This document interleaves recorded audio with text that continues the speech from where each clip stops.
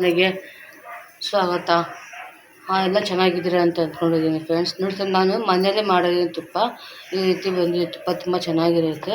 ನಾನು ಅರ್ಧ ಲೀಟ್ರ್ ಶುಭಮ್ ಹಾಲಲ್ಲಿ ಅನ್ನು ಡೈಲಿ ಕೆನೆ ಎತ್ತಿಕ್ಕೆ 4 ಕೆನೆ ಮಾಡಿ ಬೆಣ್ಣೆ ತೆಗ್ದಿದ್ದೀನಿ ಫ್ರೆಂಡ್ಸ್. ಬೆಣ್ಣೆ ತೆಗೆದು ತುಪ್ಪ ಮಾಡಿದ್ದೀನಿ. ಇವಾಗ ನಿಮಗೆ ನಾನು ಯಾವ ರೀತಿ ಹದವಾಗಿ ಬೆಣ್ಣೆ ತುಪ್ಪ ಮಾಡಬೇಕು ಅಂತ ತೋರಿಸ್ತೀನಿ ನೋಡಿ ಫ್ರೆಂಡ್. ಈ ಥರ ಬೆಣ್ಣೆನ ಸ್ಟಾಕ್ ಮಾಡಿದ್ದೀನಿ ನೋಡಿ ಫ್ರೆಂಡ್ಸ್. ಈ ಥರ 1 ತಿಂಗಳು ನಾನು ಇದೇ ಥರದ ಹಾಲು ಕಾಯಿಸಿ ಕೆನೆ ಮಾಡಿ ಎಷ್ಟು ಡೀಪಲ್ಲಿ ಇಕ್ಕಬೇಕು. ಇದನ್ನ ಆಮೇಲೆ ಇದನ್ನ ಕೆನೆನ ತೆಗೆದು ಇದರಿಂದ ಆಚೆ ಇಕ್ಕಿಟ್ಟು ರೂಮ್ ಟೆಂಪ್ರೇಚರಿಂದ ಆಚೆ ತೆಗೆದು ಇದಕ್ಕೆ ಹೆಪ್ಪ ಹಾಕಿ ನಾಳೆ ಬೆಳಗ್ಗೆ ನಾನು ಇದಕ್ಕೆ ಮೊಸರು ಬೆಣ್ಣೆ ತೆಗಿತೀನಿ. ಬೆಣ್ಣೆ ತೆಗೆದು ತುಪ್ಪ ಮಾಡಿ ಹೆಂಗೆ ಅಂತ ತೋರಿಸ್ತೀನಿ. ಇವಾಗ ಸದ್ಯಕ್ಕೆ ನಾನು ಹಾಲು ಯಾವ ರೀತಿ ಹದವಾಗಿ ಕಾಯಿಸ್ಕೋಬೇಕು ಅಂತ ತೋರಿಸ್ಕೊಡ್ತೀನಿ ನೋಡಿ ಫ್ರೆಂಡ್ಸ್. ಹದವಾಗಿ ಹಾಲು ಕಾಯಿಸ್ಬೇಕು, ಸಣ್ಣ ಊರಿಂದ ಹಾಲು ಚೆನ್ನಾಗಿ ಕುದಿಸ್ಕೋಬೇಕು. ಚೆನ್ನಾಗಿ ಕುದ್ದಿ ಅದು ಸ್ವಲ್ಪ ತಣ್ಣಗಾದ್ಮೇಲೆ ಫ್ರಿಜ್ಗೆ ಹಾಕಬೇಕು. ಅದಕ್ಕೆ ಹಾಲು ತಪ್ಪಲೆ ಒಂಚೂರು ಕದಿಸ್ಬಾರ್ದು. ಅದೇ ರೀತಿ ಕೆಳಗಡೆ ಇಕ್ಕಿ ಹಾಲು ಫುಲ್ ತಣ್ಣಗೆ ಮಾಡಿಕೊಂಡು ಅದೆಲ್ಲ ತಣ್ಣಗಾದ್ಮೇಲೆ ಫ್ರಿಜ್ಗೆ ಹಾಕಬೇಕು. ಮಿನಿಮಮ್ 2 ಅವರ್ಸ್ ಆದಮೇಲೆ ಫ್ರಿಜ್ಜಿಂದ ತೆಗೆದು ಕಾಫಿ ಟೀ ಎಲ್ಲ ಮಾಡ್ಕೋಬೋದು. ನಿಮಗೆ ಫ್ರೀ ಇದ್ದು ಅಂದರೆ ನೈಟ್ ಹಾಲು ಕಾಯಿಸಿಟ್ಟು ಬೆಳಗ್ಗೆ ಕಾಫಿ ಟೀ ಮಾಡ್ಕೊಳ್ಳಿ. ಕೆನೆ ತುಂಬ ದಪ್ಪನಾಗಿರುತ್ತೆ. ನಾನು ಬೆಳಗ್ಗೆ ಯಾವ ರೀತಿ ಕೆನೆ ಕೆಟ್ಟಿತ್ತು ತೋರಿಸ್ತೀನಿ ನೋಡಿ ಫ್ರೆಂಡ್ಸ್. ನಾನು ರಾತ್ರಿ ಹಾಲು ಕಾಯಿಸಿ ಫ್ರಿಜ್ಗೆ ಹಾಕಿದ್ದೆ. ಈ ಥರ ಕೆನೆ ಕೆಟ್ಟಿದೆ ನೋಡಿ. ನೋಡಿ ಎಷ್ಟು ದಪ್ಪ ಕೆನೆ ಕೆಟ್ಟಿದೆ ನೋಡಿ. ಕೈಯಲ್ಲಾರು ತೆಗಿಬೋದು, ಸ್ಪೂನಲ್ಲಾರು ತೆಗಿಬೋದು. ತುಂಬ ಚೆನ್ನಾಗಿರುತ್ತೆ. ಇದು ಡೈಲಿ ತೆಗ್ದು ಈ ಥರ ನೀವು ಒಂದು ಡಬ್ಬಿ ಒಳಗಡೆ ಹಾಕಿ ಡೀಪಲ್ಲಿ ಮಾಡ್ಕೋಬೇಕು ನೋಡಿ. ಎಷ್ಟು ಚೆನ್ನಾಗಿ ಬಂದಿದೆ. ಅರ್ಧ ಲೀಟ್ರ್ ಹಾಲಲ್ಲಿ ನಾನು ಡೈಲಿ ಇಷ್ಟು ಕೆನೆ ತೆಗಿತೀನಿ. ನೈಟ್ ಫ್ರಿಜ್ಜಲ್ಲಾದ್ರು ಇಕ್ಕಿ ತೆಗೀರಿ. ಕಾಫಿ ಮಾಡ್ಕೊತೀನಿ 1 ಅವರ್ ಮುಂಚೆ ಹಾಲು ಕಾಯಿಸಿ ಫ್ರಿಜ್ಗೆ ಹಾಕಿ 1 ಅವರ್ ಆದಮೇಲೆ ತೆಗೆದ್ರೂ ಇದೇ ರೀತಿ ಕೆನೆ ಬರುತ್ತೆ ಫ್ರೆಂಡ್ಸ್ ನೋಡಿ. ಈಗ ಇದೇ ರೀತಿ ಕೆನೆ ತೆಗೆದು ತಿಕ್ಕಿದ್ದೀನಿ. ಈಗ ಈ ಹಾಲು ಕಾಫಿ ಕಾಯಿಸ್ಕೊತೀವಿ ನೋಡಿ. ಈ ಥರ ಬಂದಿದ್ದು ಬೆಣ್ಣೆ ಎಷ್ಟು ಚೆನ್ನಾಗಿ ಬೆಣ್ಣೆ ಮೇಲ್ಗಡೆ ತೇಲ್ತಾ ಇದೆ. ಮೇಲ್ಗಡೆ ಗಾಢ ಗಂಜಿ ಇರುತ್ತೆ, ಮೇಲ್ಗಡೆ ಬೆಣ್ಣೆ ಇರುತ್ತೆ. ಮಿಕ್ಸಿಗೆ ಹಾಕಿದ್ರೆ ತುಂಬ ಚೆನ್ನಾಗಿ ಕಲರ್ಫುಲ್ ಬೆಣ್ಣೆ ಬಡ್ದೆ ಸಹ ತೆಗಿತಾರೆ ನೋಡಿ. ಎಷ್ಟು ಚೆನ್ನಾಗಿ ಬಂದಿದೆ ಬೆಣ್ಣೆ. ಈ ಬೆಣ್ಣೆನ ನಾವು ಒಂದು ಬಟ್ಲು ನೀರು ಹಾಕಿ ಮಾಡ್ಕೊಂಡಿದ್ದೀನಿ. ಇದು ಬಟ್ಲಿಗೆ ಹಾಕೋಬೇಕು.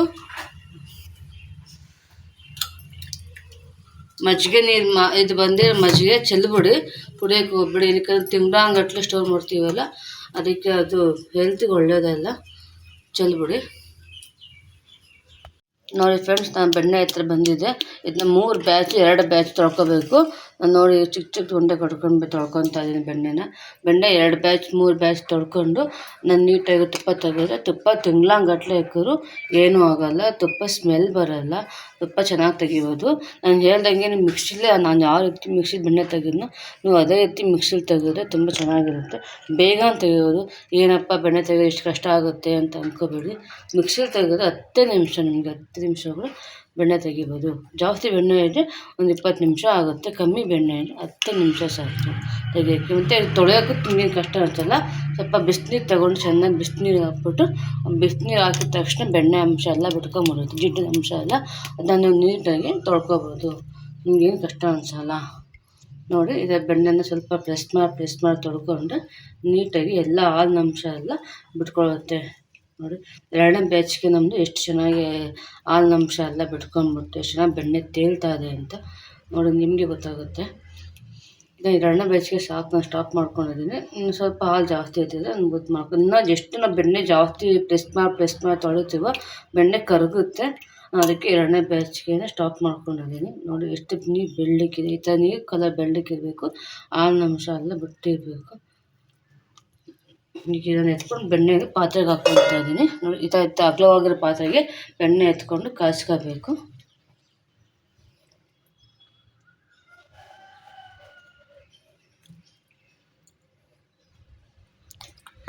ನೋಡಿ. ಈಗ ಬೆಣ್ಣೆ ಕಾಯ್ತಾ ಇದೆ. ಜಾಸ್ತಿ ದೊಡ್ಡ ಉರಿ ಇಟ್ಕೊಂಡು ಬೆಣ್ಣೆ ಕಾಯಿಸ್ಬೇಕು. ಮನೇಲಿ ಮಾಡಿರೋ ಬೆಣ್ಣೆ ಅಲ್ವಾ. ಸ್ಟಾರ್ಟಿಂಗ್ ನಾವು ದೊಡ್ಡ ಉರಿ ಮಾಡ್ಕೊಂಡು ಕಾಯಿಸೋದು. ಬೆಣ್ಣೆ ಕಾಯಿಸೋಕ್ಕೆ ಏನೂ ಹಾಕ್ಬೇಡಿ.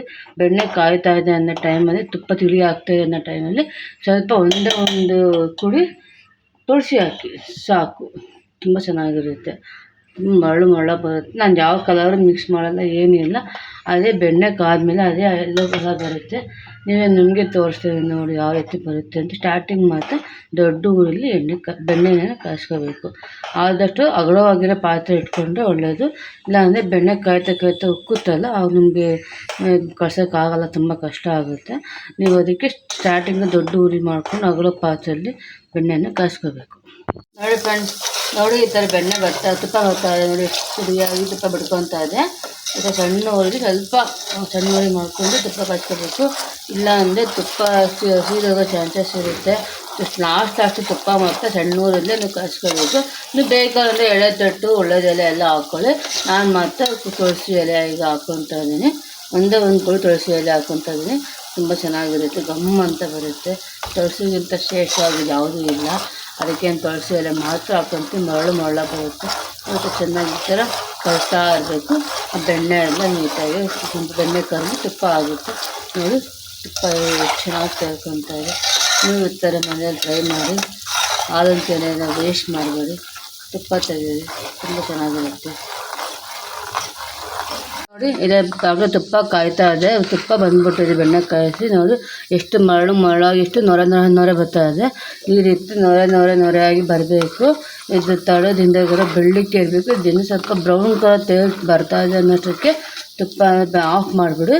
ಆ ಬ್ರೌನ್ ಕಲರ್ ಬರ್ತಾ ಇದೆ ಕೆಳಗಡೆ ಗಸಿ ಅಂದರೆ ಅದು ತುಪ್ಪ ಸೀತಾ ಇದೆ ಅಂತ ಅರ್ಥ. ನಿಮ್ಗೆ ಅಷ್ಟು ಗೊತ್ತಾಗಲಿಲ್ಲ ಅಂದರೆ ಇದನ್ನ ಟಿಪ್ಸ್ನ ನೋಡ್ಕೊಳ್ಳಿ. ನೀವು ಗೊತ್ತಾಗಲಿಲ್ಲ ಅಂದರೆ ಕಲಿಸ್ತಾ ಇರಿ. ಕಲಿಸ್ತಾ ಕೆಳಗಡೆ ಗಸಿ ಇರುತ್ತಲ್ಲ ಅದು ಬ್ರೌನ್ ಕಲರ್ ಬರ್ತಾ ಇರುತ್ತೆ. ಆವಾಗಲೂ ಟಕ್ ಅಂತ ತುಪ್ಪನ ಆಫ್ ಮಾಡ್ಕೊಂಬಿಡಿ. ಸ್ವಲ್ಪ ತಣ್ಣಗಾದ್ಮೇಲೆ ಇದನ್ನ ಡಬ್ಬಿಗೆ ಹಾಕೋಬೇಕು. ತುಪ್ಪ ಆಗಿದೆ, ಈಗ ಆಫ್ ಮಾಡ್ತಾಯಿದ್ದೀನಿ ನೋಡಿ. ತುಪ್ಪ ತಣ್ಣಗಾಗಿದೆ. ಈಗ ಸ್ವಲ್ಪ ತಣ್ಣಗಾದ್ಮೇಲೆ ಇದನ್ನ ಬೆಚ್ಚಗಿಡಬೇಕು. ಆವಾಗ ಎತ್ತಿ ಇದು ಸ್ಟೀಲ್ದು